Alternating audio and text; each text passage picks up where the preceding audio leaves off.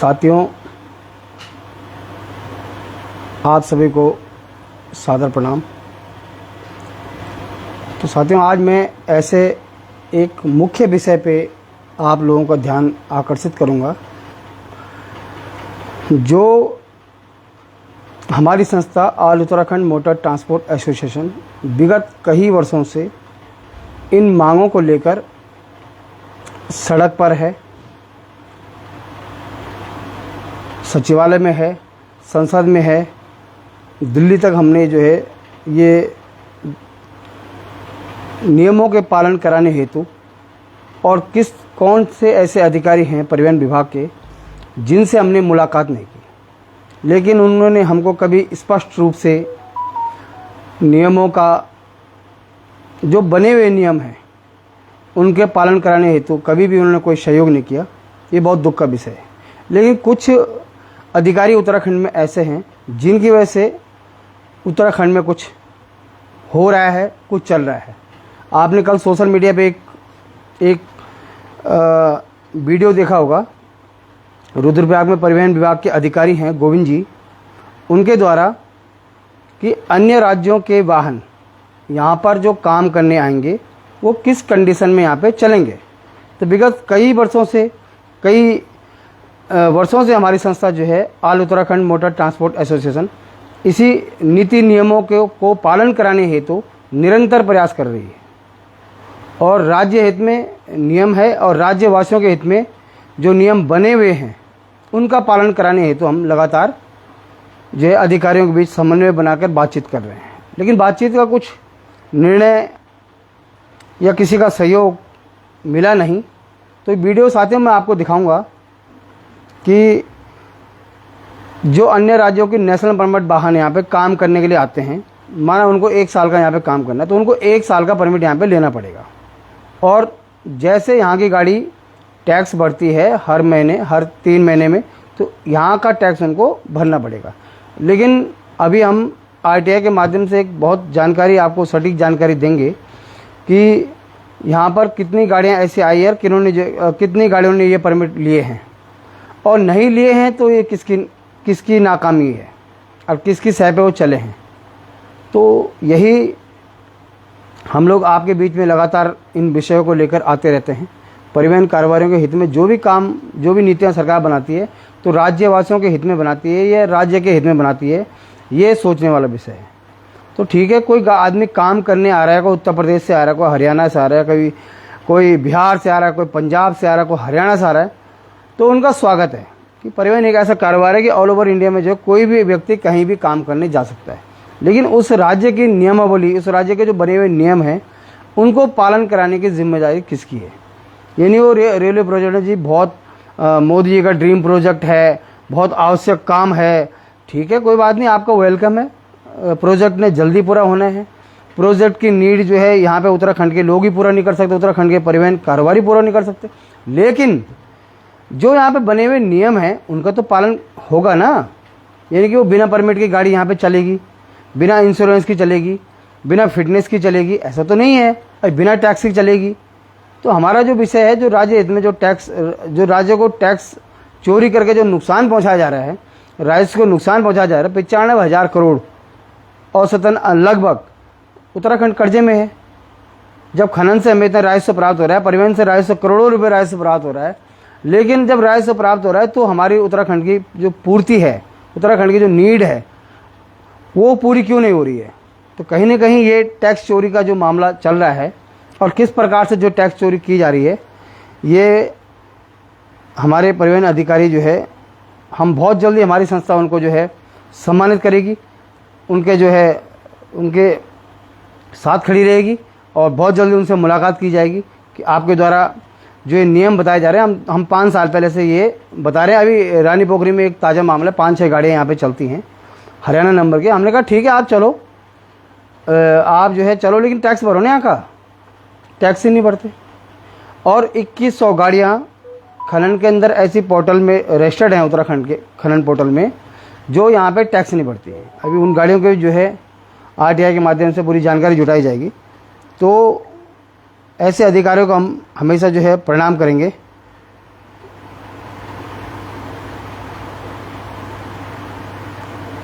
Salute करेंगे जो हमको जो सही नियमों का पालन कराएंगे रोड पे खड़ा हो। ये नहीं केवल उत्तराखंड की गाड़ी, ओवरलोड का चालान और ब्लैकमेलिंग, ये नहीं चलेगा। नियम कानून होंगे तो सबके लिए होंगे। तो ये जो हमारे पास आरटीआई से जो है ये परमिट बनाने की जो शर्तें हैं, नेशनल परमिट गाड़ी हो या अन्य राज्य की परमिट हो, तो वो शर्तें हमने कई बार जो अधिकारियों के सामने, लेकिन किसी ने जो है मुंह खोलने को तैयार नहीं हुए। मैं हमने कहा ठीक है आप चलो, मोस्ट वेलकम है आपका, लेकिन नियम कानून से। तो ये कल जो गोविंद जी हैं परिवहन अधिकारी रुद्रप्रयाग में, तो उनके द्वारा देखो मैं एक वीडियो आपको दिखाऊंगा।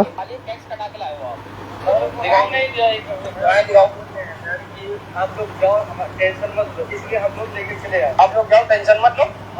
क्यों बोले? सब कागज क्लियर हो गया। हम लोग भी पहले ही बोले कि सब कागज हो जाएगा तभी हम लोग निकलेंगे। देख लो साथियों, हो ही नहीं होगी टेंशन। कल रात को निकले, जो आप ये टैक्स कटा के आए हो ना दोस्त, ये आपने बहुत अच्छा किया, टैक्स कटा के आए हो। आप इसी को परमिट समझते हो। आप लोग, कई लोग इस टैक्स को परमिट समझते हैं, इसलिए उसके आपके मालिक ने कहा जाओ टेंशन मत लो, किसी के देश में खाओ, है ना। उन्होंने टैक्स कटा तो है। ये टैक्स और परमिट दो अलग चीजें, ऑथराइजेशन सर्टिफिकेट और टैक्स दो अलग चीजें हैं। वो 1 साल वाला परमिट बनता है। परमिट मतलब आप परमिटेड हो, जाने के लिए आप जा सकते हो। अब जब परमिट कट जाएगा तब टैक्स की वैल्यू है, समझ रहे हो। और ये जो टैक्स कटाया आपने, ये छोटी गाड़ियों को कटता है। छोटी गाड़ी है या जो 3000 kg से नीचे की होगी, आपको बता रहा हूँ, 407 भी नहीं, 3000 kg से नीचे जिसका वजन होगा, छोटा हाथी, पिकअप वगैरह वगैरह, उनका ये टैक्स कटता है। उनके लिए परमिट की जरूरत नहीं होती। जो भी 3000 kg से ऊपर की गाड़ी होगी, भले टाटा 407 हो, भले कोई भी गाड़ी हो, उसका 1 साल का परमिट बोलते हैं जिसको, ऑथराइजेशन सर्टिफिकेट, वो कटेगा। उसके लिए टैक्स नहीं कटेगा उसका। ये टैक्स कटता है किसका? छोटी गाड़ी का। और आप इतना बड़ा ट्रक लाए हो यार, खाली टैक्स कटा के, पता क्या हो रहा है। देखिए, मैं सभी वाहन चालकों, You've worked hard to build a life you once dreamed of. Now discover diamonds that fit into the life you live today. Effortless, elegant, and timeless. Just like the woman you've become. Order shop now in stores and online. को बताना चाहता हूँ, कई वाहन चालक ऐसे हैं, इतना बड़े बड़े ट्रक्स या जो भी बड़ी गाड़ियाँ, 3000 kg से ऊपर की ऐसी गाड़ियाँ जो बिना परमिट के जो है उत्तराखंड में प्रवेश कर रही हैं, बिना ऑथराइजेशन सर्टिफिकेट के उत्तराखंड में प्रवेश कर रही हैं, उनका प्रवेश वर्जित है और वो जो है मोटर वाहन अधिनियम के अगेंस्ट है। जो भी 3000 kg से नीचे, जैसे पिकअप है, 3000 kg से नीचे का कोई भी वाहन, पिकअप, छोटा हाथी इत्यादि, उसको टैक्स कटाने की आवश्यकता है। वो उत्तराखंड में आए तो टैक्स कटाएगा अपना, और फिर वो उत्तराखंड में घूमते रहे जब तक का टैक्स कटाएगा। 3000 kg से ऊपर की गाड़ी को ऑथराइजेशन सर्टिफिकेट बनाने की आवश्यकता है, जिसको ऑल इंडिया परमिट भी बोलते हैं, समझ रहे हो। तो सभी वाहन चालक कृपया इसका ध्यान दें, ऐसे आप भी परेशान हो जाएंगे कि जो है आपके टाइम भी वेस्ट होता है, आप फिर चालानी प्रक्रिया से गुजरते हो, अच्छा हमें भी नहीं लगता है। प्लीज, तुमने इस गाड़ी का परमिट क्यों नहीं बनाया? ये ऑथराइजेशन सर्टिफिकेट।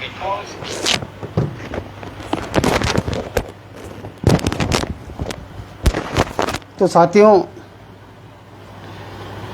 ये है वो वीडियो जो हम लगातार कई समय से जो है परिवहन विभाग से लगातार पत्राचार कर रहे हैं, मुलाकात कर रहे हैं कि भाई ऐसे वाहनों को आप, मोस्ट वेलकम है सबका, प्रोजेक्ट में सबका मोस्ट वेलकम, लेकिन टैक्स तो लो उनसे, कौन सी रिश्तेदारी हम उनसे जो है निभा रहे हैं।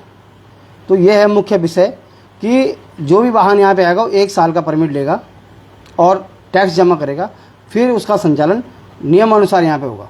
लेकिन ऐसे रेलवे प्रोजेक्ट में, रोड प्रोजेक्ट में, सतपुली से जो हाईवे बन रहा है और जितने भी 10 टायर गाड़ियाँ चल रही हैं, ये बिना टैक्स की चल रही है। नेशनल परमिट गाड़ी 1 साल परमिट ले आप, अगर आपको यहाँ पे चलना है तो आप लोकल चलना है यहाँ पे आपको, तो आप परमिट लो ना। तो हम भी जो है इन अधिकारियों को प्रणाम करते हैं, सैल्यूट करते हैं। और सरकार की इसमें और गलती क्या है परिवहन विभाग की? देखो, परिवहन विभाग जो नियम बनाता है वो केवल उत्तराखंड के परिवहन कारोबारियों के लिए बनाता है। चालान होते हैं तो केवल उत्तराखंड के परिवहन कारोबारियों को होते हैं, और नियम कानून दिखाया जाता है तो उत्तराखंड के परिवहन कारोबारियों को दिखाए जाते हैं। भाई जब आप 3000 kg से नीचे की गाड़ी का कटेगा तो 28,000 kg गाड़ी का कैसे जो है ये टैक्स कट रहा है? इसमें गलती किसकी है? परिवहन विभाग की या उत्तराखंड के परिवहन कारोबारियों की या सरकार की? तो जब 28,000 kg गाड़ी का कैसे जो है ये ऑनलाइन टैक्स कट जा रहा है? कोई बोलने वाला है? हमारे पास बहुत विस्तृत रिकॉर्ड है इसका कि कितनी गाड़ियों ने जो है ऐसा टैक्स कटाया। भाई 3000 kg आप उसे लॉक करो ना, 3000 kg से नीचे पिकअप वगैरह जो गाड़ियाँ आती हैं अन्य राज्यों से, छोटे मोटे व्यवसाय जो अपना करती हैं, वो नीति उसके लिए बनी हुई है। छोटे मोटे व्यवसाय के लिए उसको परमिट न बनाना पड़े। 3000 kg से नीचे छोटे मोटे ट्रांसपोर्टर जो होते हैं अपने टेम्पो, ई रिक्शा, विक्रम वगैरह जो भी आते हैं यहाँ पे हमारे यहाँ काम करने के लिए उत्तराखंड में, तो उनके लिए 3000 kg से नीचे पिकअप वगैरह आती है, छोटा मोटा माल इधर उधर पहुँचाने, उनको ले बिना परमिट की ये व्यवस्था बना रखी है कि बिना परमिट के वो टैक्स कटाएँ और अपना संचालन करें। लेकिन 28,000 kg की गाड़ी का जो है ऑनलाइन टैक्स कट जा रहा है, ये गलती किसकी है? तो परिवहन विभाग को हम जरूर इसमें पत्र लिखेंगे और इसे ठीक छोटी छोटी जो ये दिक्कतें आ रही हैं इनसे जो है टैक्स बहुत बड़ी मात्रा में चोरी हो रहा है और स्थानीय लोगों को रोजगार पे कहीं ना कहीं ढाका पड़ रहा है। और हम गवर्नमेंट से मांग भी करते हैं भाई यहाँ पे जो है एक्सल जो लोड का मानक तो फिक्स है ही, जो एक्सल का मानक है पर्वतीय राज्यों में कितने एक्सल की गाड़ी चलेगी, ये भी हमारे डिमांड में है, हमारी मांग में है। निरंतर हम परिवहन विभाग के जो है परिवहन मंत्री जी से भी हमने जो है कई ज्ञापन और कई चिट्ठियाँ भेज चुके हैं और नेशनल परमिट गाड़ी का भी देखो स्पष्ट लिखा हुआ है। और हम केवल ये नहीं, अगर आप कुछ दे नहीं सकते हो तो केवल नियमों का संचालन, जो नियम बने हुए हैं उनका पालन कराया जाए।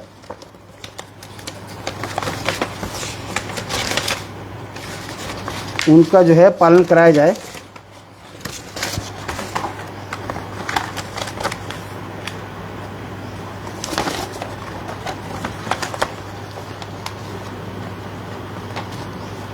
और नेशनल परमिट गाड़ी के लिए भी जो नियम बनाया गया है वो आपके सामने मैं रखता हूँ। उपरोक्त विषय आपके द्वारा वांछित सूचना अधिकारी अधिनियम 2005 में आपके द्वारा वांछित सूचना के लोक सूचना अधिकारी संभागीय परिवहन कार्यालय कोटद्वार से स्थानांतरित होकर बिंदुवार इस प्रकार है। नेशनल परमिट से आच्छादित वाहन इस प्रतिबंध के साथ पर्वतीय मार्गों पर संचालित किया जा सकता है कि वाहन जब पर्वतीय मार्गों पर संचालित हो तो अधिकतम 90 कुंटल टन ही भार वाहन कर सकता है तथा पर्वतीय मार्गों पर यान का सकल यान भार किसी भी दशा में 16,200 किलोग्राम लदान सहित अधिक नहीं होगा। तो हम ये कह रहे हैं जो बने हुए नियम है कि परिवहन विभाग पौड़ी संभाग से मैंने ये जानकारी प्राप्त करी है और पौड़ी संभाग को जो है ये 2000 पत्रांक संख्या 2740 में जो स्पष्ट लिखा हुआ है कि भाई ये नियम है। नेशनल परमिट गाड़ी अगर पर्वतीय राज्यों में जाती है तो उसको भी उसी हमारे जो उत्तराखंड का जो परमिट है माल भार वाहन का जो परमिट शर्तें हम पे लागू होती हैं वही वजन क्षमता हो गया, परमिट शर्तें सब उस पर लागू होती हैं, लेकिन लागू नहीं कराई जा रही है। और इन मुद्दों ये जो आज जो है रुद्रप्रयाग प्रशासन, रुद्रप्रयाग RTO महोदय के द्वारा, गोविंद जी के द्वारा जो बात बताई गई है, यही बात हम जो है लगातार कई वर्षों से जो है परिवहन विभाग को बता रहे हैं, लेकिन कोई आंख खोलने को तैयार नहीं है और कुछ बात करने को इस विषय पर तैयार नहीं है। ठीक है, हम ये नहीं कह रहे भाई रेलवे प्रोजेक्ट बहुत महत्वपूर्ण है उत्तराखंड के लिए, उत्तराखंड की आजीविका के लिए, उत्तराखंड का जो है बहुत विशाल स्वरूप इसको देने के लिए बहुत महत्वपूर्ण योजना है। भारत सरकार का धन्यवाद है, इतनी बड़ी योजना जो है आपने उत्तराखंड को दी है, इसको समय पर पूरा भी होना है। लेकिन जो नियम है, नियम तो सबके लिए बराबर हैं, तो नियमों का पालन कौन कराएगा? संबंधित विभाग या सरकार ने उनको कह रखा भाई इनको चलने दो बिना टैक्स के। ठीक है, सरकार की व्यवस्था है तो परमिट की, ये तो लिखा हुआ है 1 साल का आपका ऑथराइजेशन आप बनाइए और आप यहाँ टैक्स भरिए और चलिए, कोई उनको रोक तो ना। पर टैक्स चोरी क्यों करवा रहे हैं? सवाल ये कि टैक्स चोरी कौन करवा रहा है, क्यों हो रहा है टैक्स चोरी? राज्य को जो है चूना क्यों लगाया जा रहा है? और राज्यवासियों में जो है 3-4 बार टैक्स बढ़ा, हम जो उत्तराखंड राज्य के परिवहन कारोबारी हैं उन पर 4 बार टैक्स बढ़ा चुके हैं। तो टैक्स देने का ठेका केवल उत्तराखंड के परिवहन कारोबारियों ने ले रखा है, हमने ले रखा है? अरे भाई जो आदमी आ रहा है, अब नेशनल परमिट गाड़ी ने यहाँ पे 52 टन माल ढो दिया तो उसने क्या दिया उत्तराखंड को? अगर आप यहाँ पे पास करते गाड़ी तो यहाँ पे कितना टैक्स मिलता, कितना सामान जो है रेलवे प्रोजेक्ट में जाता, कितने लोग यहाँ गाड़ी खरीदते, कितने लोगों को रोजगार मिलता और कितना टैक्स उत्तराखंड को मिलता। लेकिन आपने कहाँ सोचा उत्तराखंड के बारे में? कौन अधिकारी बैठे हैं जो राज्य हित में नहीं है या राज्यवासियों के हित में नहीं है? ये तो पढ़े लिखे लोग, ये तो कागज बता रहे हैं, मैं नहीं बता रहा हूँ, ये कागज बता रहे हैं। हम व्यक्ति के लिए काम नहीं करते, हम प्रदेश और राष्ट्र के लिए काम करने वाले लोग हैं। तो कहाँ पे हो रहा प्रदेश हित, कहाँ पे हो रहा प्रदेशवासियों के हित? एक बार परिवहन विभाग हमें बताए कि इन नीतियों से किसका हित हुआ, ऐसे नियमों से पालन न कराने से किसका हित हुआ, यहाँ पे जो प्रोजेक्ट आए उनसे लाभ किसको मिला? आपने मौका दिया उत्तराखंड के परिवहन कारोबारियों को काम करने के लिए? अगर आप यहाँ पे बिल्कुल नियम कानून बनाते, तो नियम कानून में आप बाहर का आदमी भी यहाँ पे गाड़ी खरीद रहा है। मैंने कई L&T कंपनी में जो है राजस्थानी गाड़ियों को जो है जब हमने कहा भाई आप गाड़ी यहाँ पे चलाओ, सौदापूर्वक, अपना कोई लड़ाई झगड़े करने का काम नहीं है, कानून को हाथ में लेने का काम नहीं है। कानून अपना काम करेगा। अगर जो भी व्यक्ति कानून तोड़ेगा, चाहे वो किसी भी धर्म का हो, किसी भी जाति का हो, किसी भी पार्टी का हो, किसी भी दल का हो, किसी भी संगठन का हो, कानून अपना काम करेगा। कानून से बड़ा कोई नहीं, संविधान से बड़ा कोई नहीं है।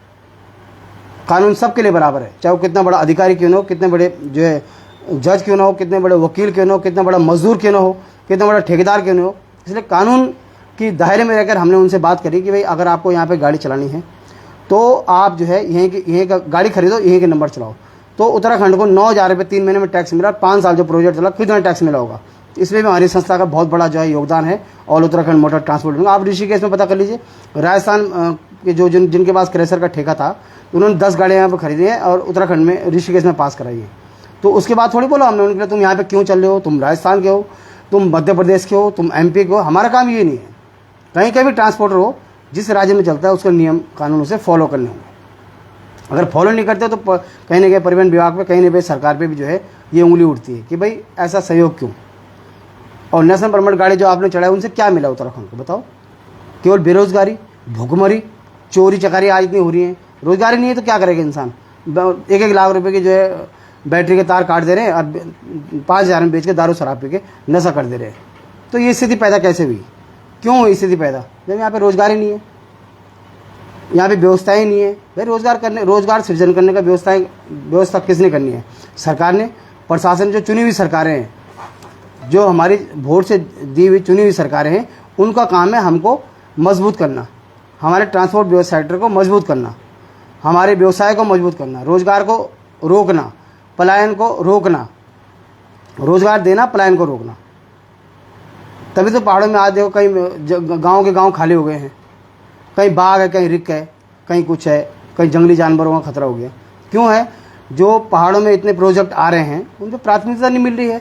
केवल ये कहा जाता है ये लोग नेतागिरी करते हैं, ये लोग दादागिरी करते हैं, इन लोगों को काम नहीं आता, इनके बस की बात नहीं है, इनके बस के 10 टायर गाड़ी खरीदना नहीं, इनके बस का बलगर खरीदना नहीं है, इनके बस के बसें अच्छे बसेस लाना नहीं है। केवल उत्तराखंड के लोगों को कमज़ोर करने का काम किया जाता है। तो साथियों, उत्तराखंड के लोग कमज़ोर नहीं है।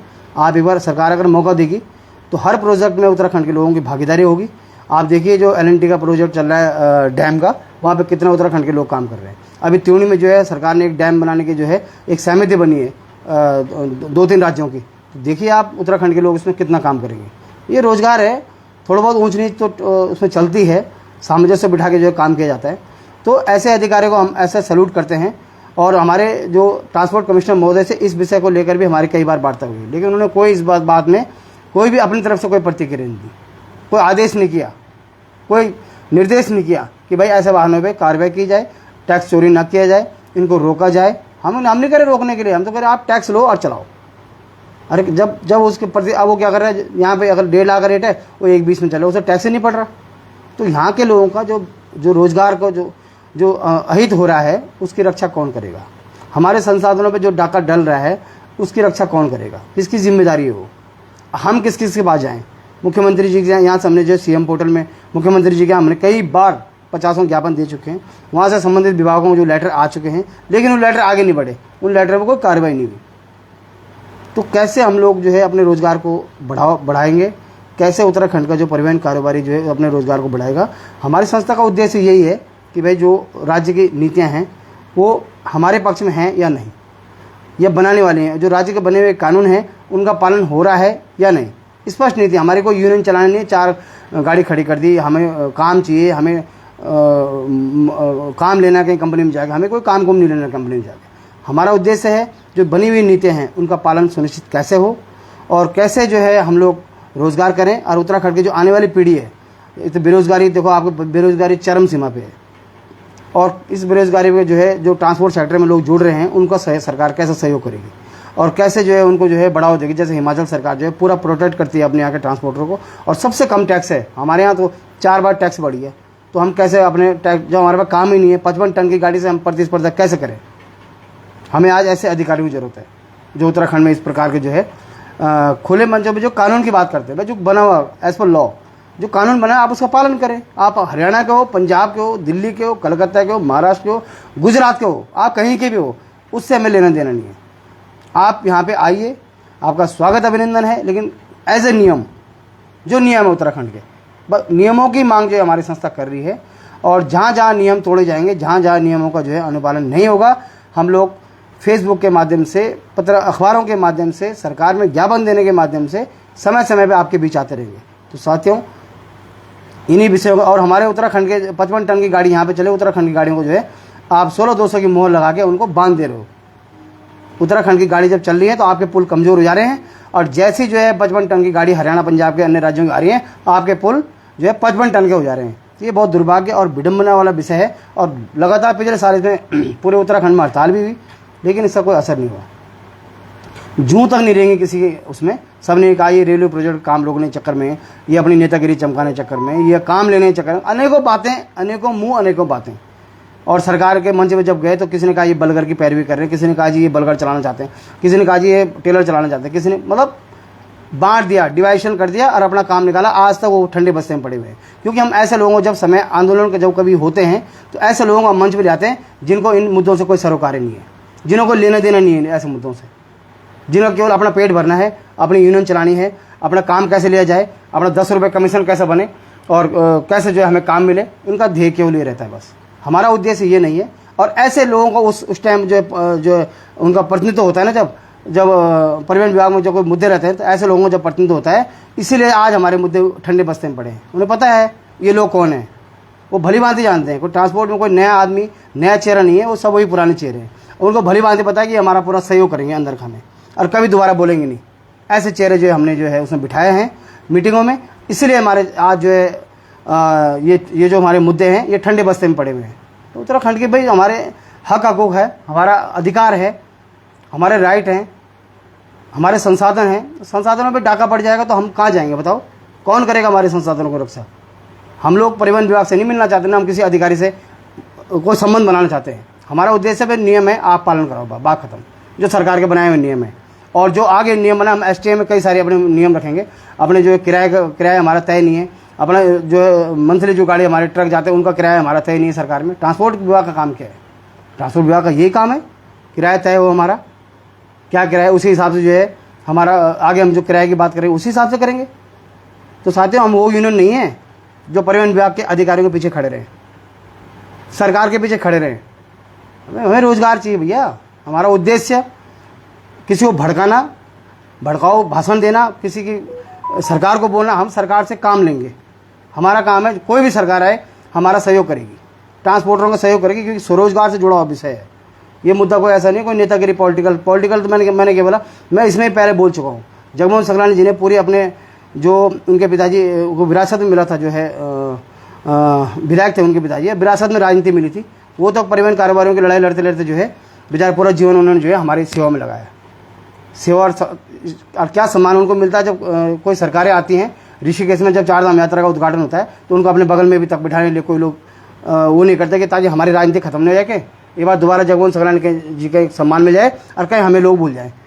तो इस प्रकार की राजनीति हम लोग नहीं करते हैं। हम लोग केवल स्पष्ट बात है कि जो नीति और जो नीति को चालू करा, नीति को यहाँ पे जो है नीति बनाने वाले लोग हैं, वो राज्य हित में नीति बना रहे हैं या नहीं बना रहे हैं, राज्य के वासियों की चिंता कर रहे हैं कि नहीं कर रहे। केवल हम पे टैक्स बढ़ाने काम और चालान की लायबिलिटी केवल हम पे। 2 RTO आपने खड़े कर दिए। 2022 में आपने एक परिवहन, जितने भी परिवहन अधिकारी हैं सब पे आपने लायबिलिटी कर दी कि 1 करोड़ का चालान करेगा, कोई 70 लाख का चालान करेगा। उन्होंने हमारी खाल तक उतार दी, खाल उतार दी हमारी पूरी ट्रांसपोर्टरों की। 50-50 हज़ार के चालान हो रहे हैं, तो उनको आपने हमारे खाल उतारने के लिए बनाया उनको। तो साथियों, जो अनियमितताएं हो रही हैं और जो समान कानून में काम नहीं चलेगा, उसके खिलाफ हम समय समय पर आवाज़ उठाएंगे, समय समय में मंत्री शंत्री को बताएंगे, समय समय पर जनप्रतिनिधियों को बताएंगे, समय समय विधायकों को बताएंगे, समय समय पर सरकार को बताएंगे, समय समय पर परिवहन अधिकारियों को बताएंगे। और उन लोगों से मैं निवेदन करता हूँ जो यूनियन चला रहे हैं, और वो भी इन मुद्दों को जो है फोकस करें। केवल वहाँ बैठ के मैं फलाना अध्यक्ष हूँ, और आप मुद्दों की बात करो ना, आप मुद्दों की बात करो। टैक्स क्यों बढ़ा, कितनी बार आपने जो है विरोध करा, कितनी बार आप खड़े हो वहाँ पे? 4 बार टैक्स बढ़ गया आपको जो अब जिसके पास गाड़ी नहीं होगी वो क्या करेगा भैया? वो आपने अध्यक्ष बनाया, जिसके पास गाड़ी नहीं, उसे क्या पता टैक्स को कितने मुश्किल से हम टैक्स भर रहे हैं, कितने मुश्किल से हम अपना आजीविका चला रहे हैं। डीजल 100 रुपये लीटर पहुँच गया। कोई बोल रहा है एक बार भी किसी ट्रांसपोर्ट के जितने भी जो है परिवहन के वो बने हुए हैं, उन्होंने एक बार भी पदाधिकारी बने, उन्होंने एक बार भी डीजल की किराया बढ़ाने की बात नहीं की, सरकार पर दबाव नहीं बनाया। टैक्स आपने 4 बढ़ाया, किराया क्यों नहीं बढ़ा? 2022 से मेरे पास RTI में अभी जवाब मेरे पास, 2022 से अभी तक किराया नहीं बढ़ा। और 2022 से कितना डीजल बढ़ गया, कितनी महंगाई हो गई, इंश्योरेंस कितना बढ़ गया, गाड़ी की फिटनेस कितने की हो रही है, परमिट कितने के बन रहे हैं।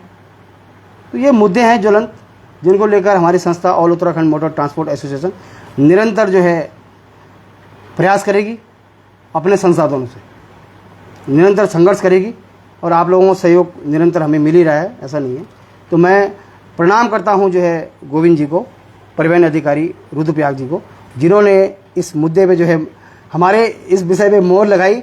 और हम निरंतर जो है इसके लिए प्रयास कर रहे हैं। और हमने गुजरात की तक गाड़ियाँ यहाँ पे जो है वापस उनको जाना पड़ा, जब वो परमिट बना नहीं पाए। और यहाँ की जो है भौगोलिक परिस्थिति से उनका कोई ज्ञान नहीं था, तो यहाँ पे काम करने आया, तो शिवपुरी से 100-150 गाड़ी कम से कम वापस गई है हमारी संस्था के प्रयास से।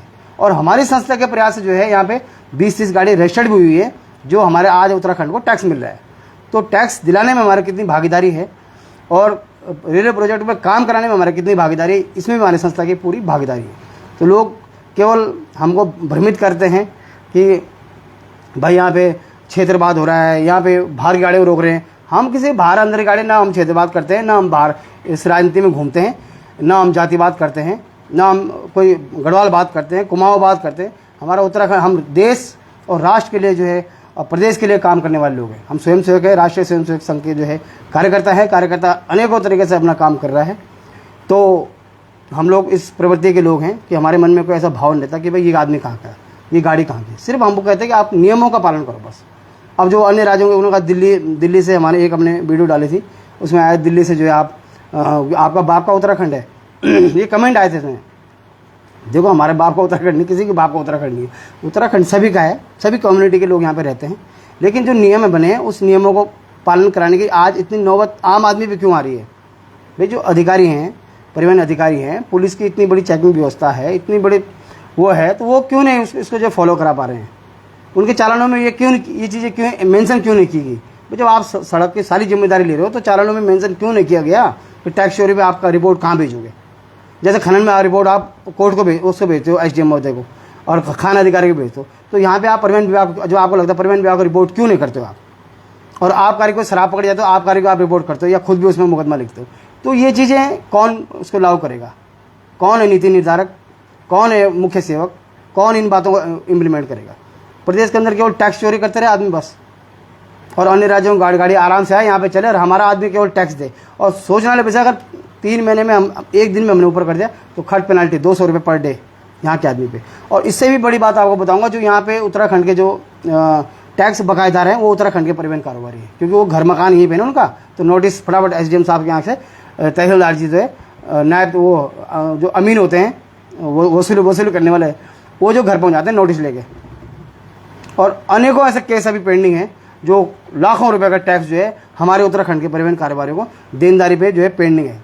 कुछ गप्पे से गाड़ी डूब गई, कोई भूल गया चेसिस नंबर कटवाना, मतलब गाड़ियाँ चली नहीं, लेकिन उनके ऊपर जो तलवार लटकी है वो लटकी है। और हम कई बार इसमें भी निवेदन कर चुके हैं कि भाई आप इनको एक बार ख़त्म करो, 50% आप पेनल्टी छोड़ो, 50% में इनको जो है राहत दो और ये केस ख़त्म करो। लेकिन नहीं, अभी तक कोई इसमें निर्णय नहीं निकला। परिवहन मंत्री जी ने जो है मन से बोला कि मैं इसमें वो कराऊंगा। हमारे भी जो है 2-3 बार जो है इस विषय में जो है परिवहन का ट्रांसपोर्ट कमिश्नर महोदय से जो है हमें पत्र भेज चुके हैं और उनसे वार्ता भी कर चुके हैं, लेकिन कोई आज तक अभी तक ऐसा कोई रिजल्ट नहीं आया। भाई इसमें इतना समय क्यों लग रहा है? कह रहे हैं वित्त में जा रखी फाइल, वहाँ जा रखी है, वहाँ जा रखी है। अगर आपको स्वयं की ज़रूरत होती है, अभी हमने एक मुद्दा उठाया था कि भाई ऋषिकेश से लाल दबड़ जो फिटनेस सेंटर बना हुआ है, वहाँ गाड़ी कैसे जाएगी? तो तुरंत परिवहन विभाग ने एक नियम निकाल दिया कि जो भी गाड़ी, चाहे वो विक्रम ऑटो हो, चाहे वो ई रिक्शा हो, चाहे वो बस हो, क्योंकि हमारे रूट परमिट हमारे, तो जो भी वाहन वहाँ तक फिटनेस कराने जाएगा तो उसको परमिट माने जाएगा। तो आपको, क्योंकि आज आपको ज़रूरत थी ना, आवश्यकता थी आपको, ये मुद्दा उठाया था हमारी संस्था ने। और जब हमने यहाँ पे 4 महीने तक धरना दिया परिवहन कार्यालय के सामने, एक भी बात सुनी नहीं गई, तो कितना दुर्भाग्य की बात है। तो तब आपको जरूरत है, हमने मुद्दा प्रखरता से उठाया कि भाई हमारी गाड़ियों के पास परमिट नहीं वहाँ पे जाने के लिए। तो आपने रातों रात आदेश निकाल दिया कि भाई जो भी गाड़ी वहाँ जाएगी, मेरे पास RTI में लिखित में मेरे पास हो, जो परिवहन विभाग ने नियम बनाया, रातों रात अगर आपको जरूरत है तो रातों रात आपने नियम बना दिए कि भाई आपका परमिट वहाँ पर मान्य किया जाएगा। चलो, ये भी सुविधा मिली गाड़ी वालों को, हमारे कहने से गाड़ी वालों को सुविधा मिली।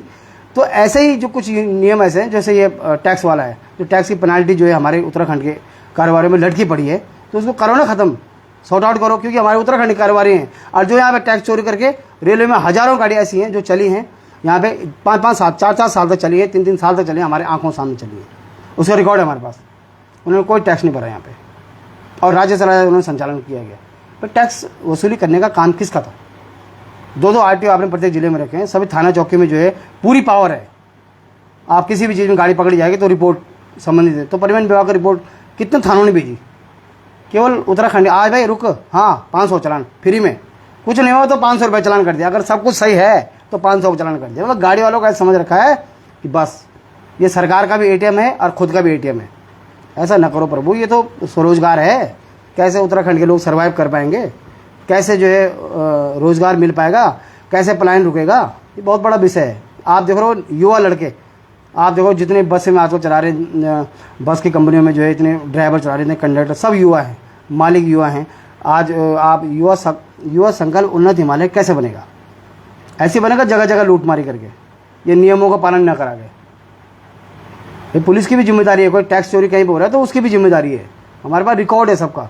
और 2015 से 2025 तक ऐसे वाहनों से जो है खाद्यान्न, श्रीनगर खाद्यान्न और सिमली में ऐसे वाहनों से गया है जो 3-3 एक्सल की गाड़ी थी, जो यहाँ पे 3 एक्सल की गाड़ी कोई पास नहीं है। 16,200 से ऊपर जो है स्पष्ट लिखा हुआ है नेशनल परमिट गाड़ी पहाड़ों में नहीं चलेगी। तो ऐसे वाहनों से जो है खाद्यान्न लगातार निरंतर जो है ढुलान किया जा रहा है, जो उत्तराखंड में पास नहीं है। किसकी सह पे हो रहे हो?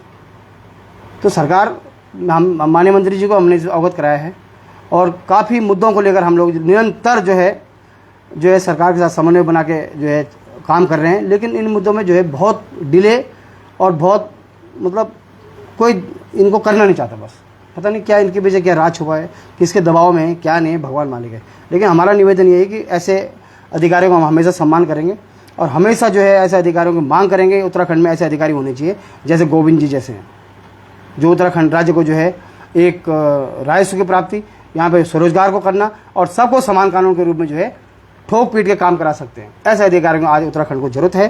तो साथियों, मैं आप सभी को जो है सादर प्रणाम करता हूं और आशा करता हूं कि आप हमारे विषयों को प्रमुखता से सुनेंगे और प्रमुखता से जो है इनको शेयर भी करेंगे और जागरूक भी होंगे उत्तराखंड के परिवहन कारोबार में। हमारा हकों का जो हमारा जो अधिकार है, हमारे जो संसाधन हैं, उनको किस तरीके से लूटा जा रहा है और राज्य को टैक्स में कितना करोड़ों रुपए का जो राजस्व की चोरी करवाई जा रही है बैठ के। तो ये सब आपके सामने है। तो जय हिंद, जय भारत, जय उत्तराखंड। आगे भी बने रहें, बहुत सारे मुद्दों को लेकर आपके बीच में आएंगे और निरंतर जो है आप सभी को जो है ऐसी घटनाओं के बारे में विस्तृत रूप से बताएंगे। बहुत सारी जानकारी हमारे पास, हमारी संस्था के पास है और हमारी संस्था लगातार परिवहन कारोबार के वेलफेयर के लिए निरंतर रूप से काम कर रही है। उत्तराखंड में जो भी नियम बनेंगे पूरे उत्तराखंड पे लागू होंगे। जो भी नियम बने उत्तराखंड के परिवहन कारोबारियों को इसका लाभ मिलेगा, चाहे इंश्योरेंस से लेकर कुछ भी जो टेक्निकल चीज़ें गाड़ी वालों को आ जा रही हैं, दिक्कत आ रही है काम करने में, उनको जो है समान रूप से कैसे काम किया जाएगा, कैसे उनको समान व्यवस्था में चलेंगे, कैसे उनको सरकार प्रोटेक्ट करेगी। इस बड़े रोजगार की तरफ सरकार का ध्यान आकर्षित कर रहे हैं, बार बार आकर्षित कर रहे हैं कि भाई 10-15 लाख लोग इस परिवहन कारोबार से जुड़े हुए हैं, आप इनकी भी चिंता करो, इनके बारे में भी सोचो। परिवहन कारोबार एक रीढ़ है, मुख्य रीढ़ है उत्तराखंड की। करोड़ों रुपये का राजस्व हम भी राज्य सरकार को देते हैं। अन्य राज्यों के वाहन यहाँ पे कोई राजस्व नहीं दे रहा है। कोई भूमि में हमारी सड़कें तोड़ रहा है, एक्सीडेंट कर रहा है, दुर्घटनाएं कर रहा है, हमारे पुलों को नाश कर रहा है और दुर्घटनाएं हमारे यहाँ हो रही। फिर आप बताएं हमारे यहाँ आ रही। फिर तो जो नियम है सख्ती से बनाए जाएं, जो पर्वतीय राज्यों की जो नीति है स्पष्ट नीति हो। ये नहीं कभी 52 सीटर गाड़ी चंबा पहुँच जा रही, कभी 52 सीटर गाड़ी जो श्रीनगर। आपने फ्लैश आउट क्या किया? आपका वेबसाइट में क्या फ्लैश आउट है? दिल्ली वाला ट्रांसपोर्टर आपको क्या देखेगा? आपके वेबसाइट खोलेंगे ना उत्तराखंड परिवहन विभाग की कि भाई ये 52 सीटर गाड़ी रिस्क से आगे नहीं जाएगी, यहाँ से आप शटल सेवा का प्रयोग करोगे। इसकी जागरूकता कहाँ है? कहाँ है इसका प्रचार? कहाँ है इसका ऐड? परिवहन विभाग ने कितना ऐड किया और कितने ऐड में आपने पैसे बर्बाद किए? करोड़ों रुपए आपने ऐड में पैसे बर्बाद किए। तो ये बहुत बड़ा सवाल है। हम पूछेंगे परिवहन विभाग से, आपने इन चीज़ों में ऐड क्या किया? वेबसाइट में आपका कहाँ है लिखा हुआ कि स्पष्ट कि भाई यहाँ से इतनी गाड़ी आगे नहीं जाएगी, इतनी यहाँ से टेलर आगे नहीं जाएगा, यहाँ से बलगर आगे नहीं जाएगा। जाएगा तो उत्तराखंड गवर्नमेंट से परमिशन लेगा, किस काम के लिए जा रहा है, आवश्यक सेवा के लिए जा रहा है, किस काम, पुल की क्षमता है कि नहीं है, पूरी इसमें डिटेल भरेगा तब जाएगा। उसका भी ग्रीन कार्ड, उसका भी वो ट्रिप कार्ड बनेगा, ग्रीन कार्ड बनेगा। जो गाड़ी परमिशन लेगी टैक्स भरेगा बकायदा यहाँ पे, फिर जाएगा। तो स्पष्ट नीति के लिए हम लगातार मांग कर रहे हैं।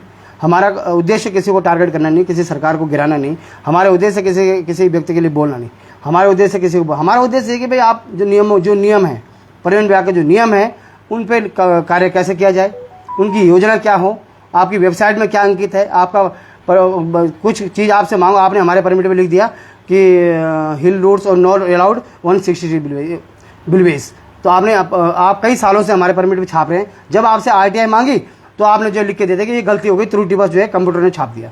ये क्या बात है? और लंबाई चौड़ाई को लेकर जब आपसे RTI मांगी, ये लंबाई बस पर लागू होती है कि ट्रक पर लागू होती है, तो आपने कह दिया ये भी त्रुटि बस हो गया। तो आप त्रुटि करने के लिए इतने बड़े अधिकारी जो क्वालिफाइड करके आ रखे, पढ़ाई करके आ रखे हैं, तो ऐसे बैठा रखे वहाँ पे उत्तराखंड के हित में क्या काम कर रहे हैं? फिर आप जवाब दो, हमें क्या काम कर रहे हो आप उत्तराखंड के हित में, जब आपने कोई नियम नीति जो लागू नहीं करा पाए, कोई नियम बना नहीं पाए, स्पष्ट नियम नहीं बना पाए जो आम आदमी की समझ में आ सके। तो दिल्ली वाला गाड़ी वाला कैसे जा रहा है, वो अगर चंबा पहुंच रहा है वो 52 सीटर गाड़ी, तो वो आपकी गलती है। कहाँ है आपकी वेबसाइट में स्पष्ट लिखा हुआ? कहाँ है आपका ऐड?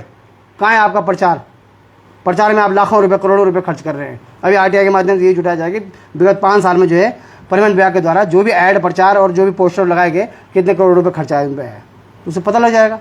दूध का दूध और पानी का पानी, कि भाई कितने लाख रुपए ये ऐड करिए आप कि भाई यहाँ पे गाड़ी नहीं जाएगी, प्राइवेट वाहनों से यात्रा नहीं होगी। कहाँ लिखा है आपने? प्राइवेट वाहनों से यात्रा होगी तो इतने जुर्माना होगा। कहाँ है आपके वेबसाइट में अंकित? यहाँ प्राइवेट गाड़ी वाले ये बेचारे 4-5 लोग संगठन करके जगह जगह पकड़ रहे गाड़ियों को, उनका काम है। तो 2 RTO यहाँ पे, 2 RTO यहाँ पे, 2 टिहरी में, 2 रुद्रप्रयाग में, 2 पौड़ी में है। पुलिस आपके पास इतनी है कि केवल चेकिंग में लगी पुलिस। कहाँ तब क्यों जा रही है गाड़ियाँ? वो यात्रियों की जान से खिलवाड़ क्यों हो रहा है? बताओ, किसकी जिम्मेदारी है वो? तो साथियों, ये बहुत ज्वलंत मुद्दे हैं और परिवहन कारोबार को एक सही प्लेटफॉर्म में लाने की आज आवश्यकता है। ये रोजगार का बहुत बड़ा हुआ है, ये कोई राजनीति का अड्डा नहीं, ये रोजगार का है। और राजनीतिक लोगों को हम जब भी हम इसके लिए चुनेंगे, निश्चित तौर पर हमें नुकसान होगा, क्योंकि वो अपनी राजनीति देखेगा, मेरी राजनीति कहाँ से अच्छी हो रही है, मेरी पार्टी कहाँ से बढ़ रही है, मेरा जो है पार्टी की बात कहाँ पे मानी जा रही है। तो जब राजनीतिक लोग इस काम में आए, तभी इस काम को जो है, आज ये जो दुर्गति है ट्रांसपोर्ट की, उत्तराखंड के पर्वतीय, सभी लोग रो रहे हैं, कुमाऊं से अलग रो रहे हैं, नो एंट्री के लिए अलग रो रहे हैं, उनकी कोई सुनवाई नहीं है। तो जब राजनीतिक लोगों आप लाओगे, उन पर विश्वास करोगे, तो स्थिति यही रहेगी। यूनियन में ला के रख दोगे उनको, किसी को राजनीतिक लोग वहाँ रख दो, किसी को वहाँ रख दो, किसी। तो आज स्थिति क्या है? राजनीतिक लोग केवल अपना, राजनीतिक व्यक्ति केवल अपना हित देखता है कि मैं कहाँ से बढ़ूँ, मेरा कहाँ से और हो, उसे गाड़ी वालों में बढ़ने से कोई मतलब नहीं है। आपने रखे, आप देख लीजिए, एनालिसिस कर लीजिए। तो साथियों, ये बहुत, इन मुद्दों पे कौन बोलेगा और कौन हमारा साथ सहयोग करेगा, ये बहुत बड़ी बात है। कितनी यूनियन हमारी सहयोग करेंगी?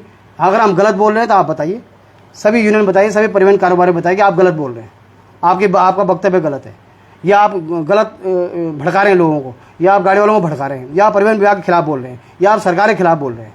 कितने लोग हैं जो हमारे इसमें सहयोग करेंगे? तो मैं, ये रोजगार और पलायन से जुड़ा मुद्दा है और युवाओं के भविष्य को लेकर जुड़ा मुद्दा है। अब युवाओं को क्या देंगे हम? कितनों को नौकरी देंगे हम? कितनों को देंगे नौकरी? सरकार कितने को नौकरी? इतनी जनसंख्या वृद्धि, देखो जनसंख्या विस्फोट है देश के अंदर ही। तो कैसे हम लोग जो है सर्वाइव कर पाएंगे? कैसे हमारे उत्तराखंड के लोग आगे बढ़ेंगे? कैसे हम उत्तराखंड में रहने वाले लोग आगे बढ़ेंगे? परिवहन कारोबार को कैसे सुव्यवस्थित किया जाएगा? कैसे सुनिश्चित किया जाएगा इसको कि भाई कैसे काम चलेगा? तो ये योजनाएं जो है, कैसे उनसे सुझाव लिए जाएंगे परिवहन कंपनियों से? बिना सुझाव के यहाँ पे कोई भी नियम बन जाता है।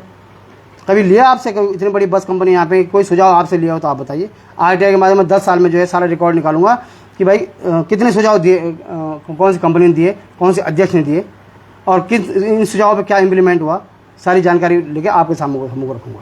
तो साथियों, आज ये बहुत ज्वलंत मुद्दे हैं और मैं दोबारा से प्रणाम करता हूँ रुद्रप्रयाग के परिवहन अधिकारी महोदय को। जल्दी ही हम आपके पास पहुँचेंगे और मिलेंगे, आपका स्वागत करेंगे। आपने एक ऐसी चीज़, बहुत सारी चीज़ें ऐसी जो आपके माध्यम से जो है पूरे परिवहन कारोबार को पता लगेगा कि भाई क्या चल रहा है उत्तराखंड के अंदर, क्या भ्रष्टाचार चल रहा है, क्या जो है जीरो टॉलरेंस से चल रही है, क्या जो है कहाँ की गाड़ियाँ चलाई जा रही हैं, बिना टैक्स के चलाई जा रही है। अरे आप पैसा लो ना, आप टैक्स लो ना, आपका सारे कानून है, नियम है, परमिशन बनाओ ना आप ऋषिकेश से ऊपर जाने की। माना बलगरने जाना है तो आप परमिशन बनाओ ना, कहाँ से कहाँ तक जाएगा, इतना टैक्स लगेगा तुम पे, बोलो चलना है तो बताओ, समान व्यवस्था में। अरे वही कंडीशन तुम अपनी गाड़ी वालों से फिक्स करो, यहाँ पे गाड़ी पास करो, फिर कंडीशन दो ना, आप कंडीशनल परमिट बनाओ ना।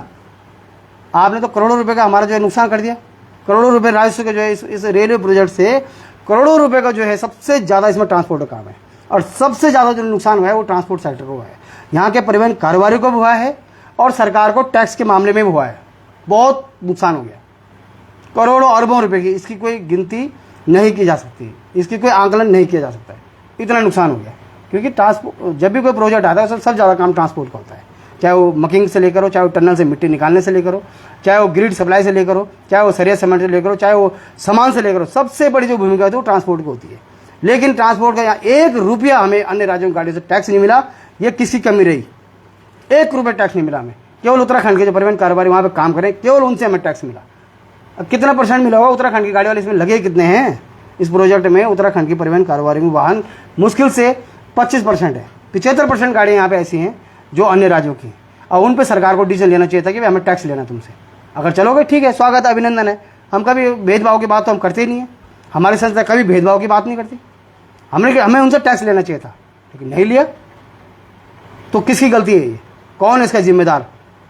केवल टैक्स देने का ठेका उत्तराखंड के परिवहन कारोबारी का, बकायेदारी का ठेका उत्तराखंड का परिवहन कारोबारी का, चालान का ठेका उत्तराखंड परिवहन कारोबारी का। लेकिन हम पूरी तरीके से इसका विरोध करें। कहीं भी चालान होगा हम पूरी आवाज़ उठाएंगे और उस इलाके में जितनी गाड़ी चल रही हैं सबको बताएंगे भाई ये गाड़ी कैसे चल रही है, यहाँ पे ऑन कैमरा बताएंगे हम।